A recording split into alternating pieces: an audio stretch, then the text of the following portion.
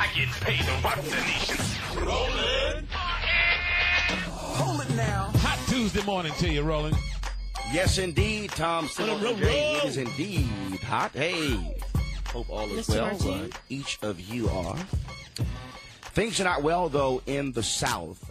So much has changed over the past 40 or so years since the civil rights movement in the South. Yet a new study by the Equal Justice Initiative says that illegal racial discrimination on jury selection continues in the South, and it is impacting whether or not African Americans can get a fair trial in various Southern courtrooms. Bryan Stevenson is the executive director of the EJI, and he is the author of the study. Bryan, good morning. Good morning.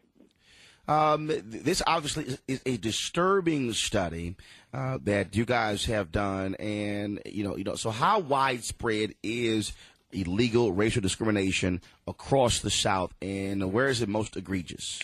Well, it's a problem all over the country, but it's particularly egregious here in the Deep South. We looked at 8 states, Alabama, Arkansas, Florida, Georgia, Louisiana, Mississippi, Tennessee, and South Carolina, and we found many counties where 80 to 90% of the African Americans qualified for jury service are being excluded by prosecutors.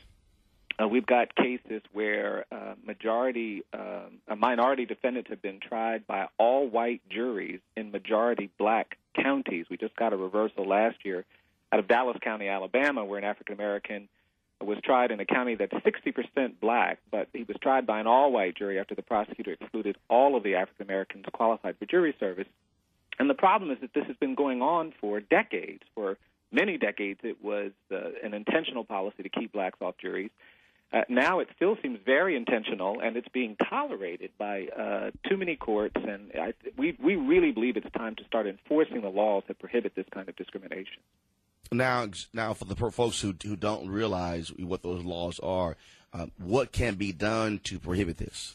Well, as far back as 1875, Congress passed a law which made it illegal to exclude people on the basis of race from serving on juries. That law is a law that has to be enforced by the Justice Department.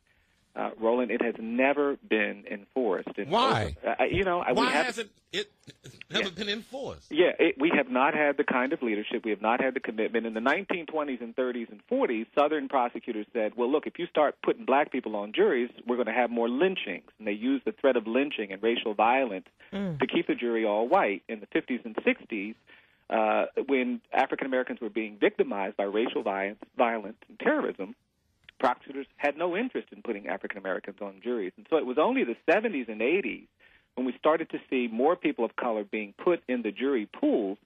And then when they showed up to court, prosecutors used these peremptory strikes, these discretionary strikes, to keep them off. To keep them off. And so in 1986, the court said you cannot do that in a racially biased manner, and prosecutors have to give race-neutral reasons if people of color appear to be excluded. But this is where the problem is that judges and appellate courts allow these absurd reasons to be articulated by white prosecutors. So we have African Americans being excluded because they're too old at 43, too young at 28, because of the way they walk, because of the way they sit, because they wear tinted eyeglasses, because they have no kids, because they have kids. And that's where there's been no enforcement, and we haven't had leadership to date that has taken seriously these federal laws that prohibit this kind of discrimination. And so that's one of the challenges we face today. And we're going to have to push the administration and the Justice Department, but also judges and prosecutors and civil rights organizations to challenge this practice.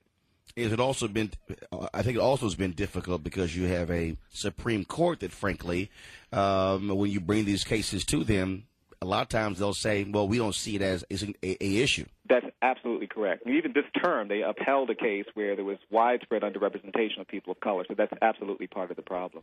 And on the Supreme Court, yeah. Go ahead and say it, Silver. Go ahead. Yeah. She said it. Well, Thurgood Marshall led the court in dealing with these kinds of issues, and we haven't had that kind of leadership since Justice Marshall left. That's right. All right. Bryan, where can people see the study? What's the website? It's www.eji.org. All right. I certainly appreciate it, Bryan Stevenson. Thanks a lot. You're very welcome.